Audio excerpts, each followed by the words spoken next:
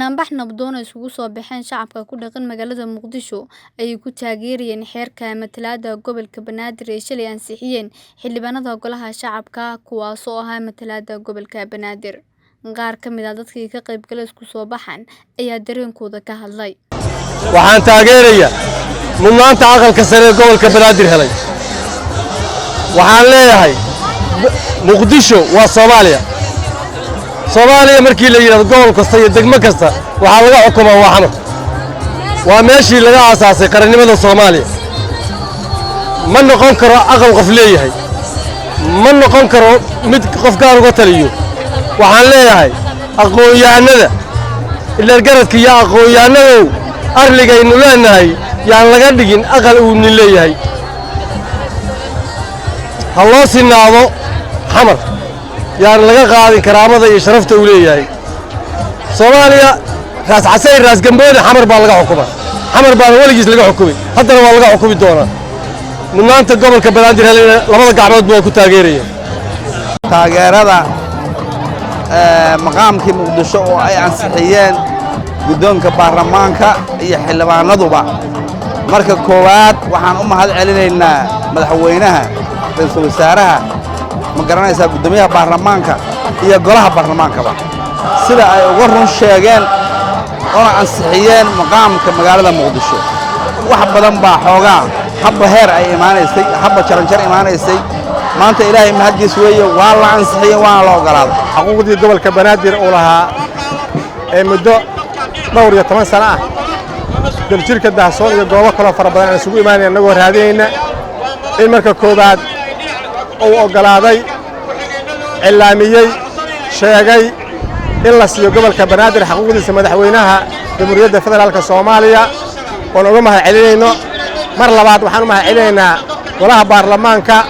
oo guddoomiyaha baarlamaanka ugu horeeyo ee shalay uu ku dhawaaqay in xuquuqda gobolka Banaadir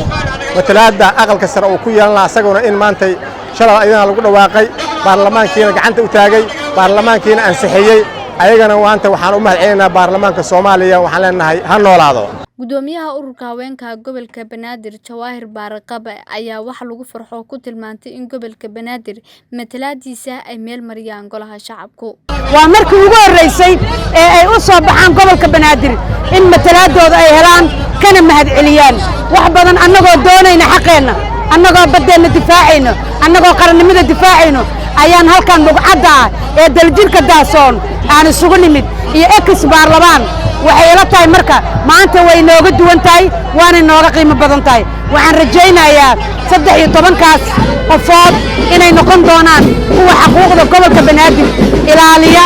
u dooda oo difaaca duulayno.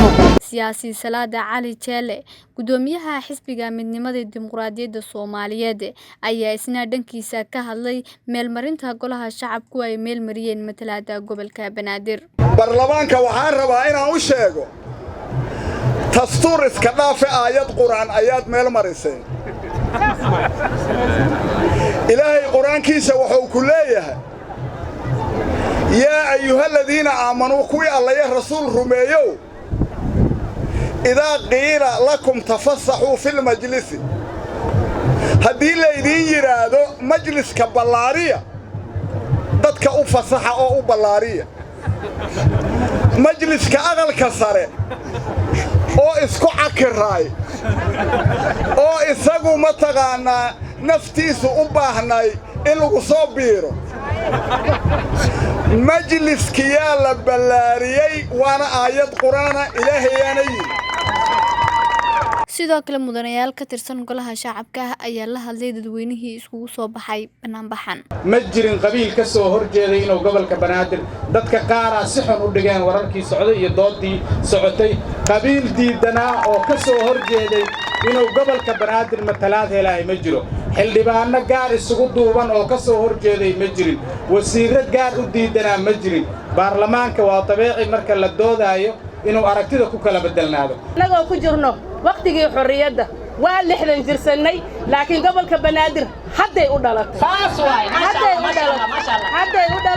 ugu dambeyn gudoomiyaha gobolka banaadir ayaa gudoonka golaha shacabka iyo baarlamaanka uga mahadceliyay meelmarinta ay meelmariyeen xeerka matalaada gobolka banaadir ee aqalka sare isagoona ku casuumay golaha shacabka madal ama kulan ballaaran oo lagu mahadcelinayo golaha shacabka gobolka banaadir marka uu caasimadii martigeliyay ayaa caasimaduna waxay martigelisay Soomaaliya oo idin madaxweynaha jamhuuriyadda codsigiisii waa lagu mahadcelinaynaa oo baarlamaanka ka codsaday matalaad u qalanta gobolka banaadir in la siiyo waxa kale oo u mahadcelinaynaa baarlamaanka oo si positive ah ama si uga jawaabay codsigii madaxweynaha iyo kii shacabka gobolka banaadir oo aan ku taageeraynay codsiga madaxweynaha kana codsanaynay baarlamaanka inuu aqbalo codsiga madaxweynuhu u jeediyay kuma ekayn doono intaan waxaa jiri doona kulan kale oo lagu marti qaadayo xubnaha baarlamaanka dhammaantood